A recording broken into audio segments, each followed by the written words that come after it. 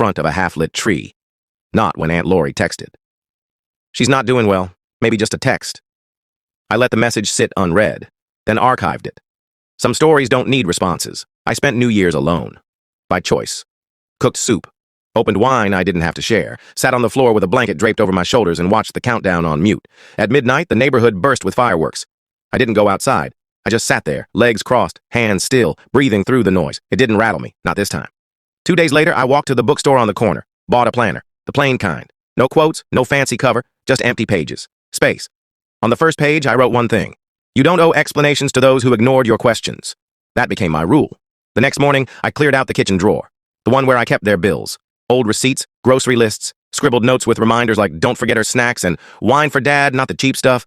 I shredded everything, even the notes in my own handwriting, even the one Jenna left years ago after I covered her rent. Thanks, you're the best. I stared at that one the longest, then let it fall into the shredder with the rest. Watched the paper twist and vanish. No one called that day or the next. Then the package arrived. No sender. Just plain paper, creased at the edges. Inside, the star I bought for their tree 2 years ago. Wrapped in reused tissue paper, not folded carefully, just stuffed, like an afterthought. No note, just silence.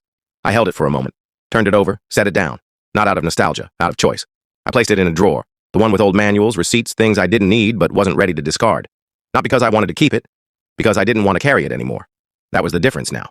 I didn't fight to be noticed, didn't chase their silence, didn't try to fix the stories they told others. I let them call me cold, stubborn, distant. It cost them less than the truth, and I no longer paid their costs.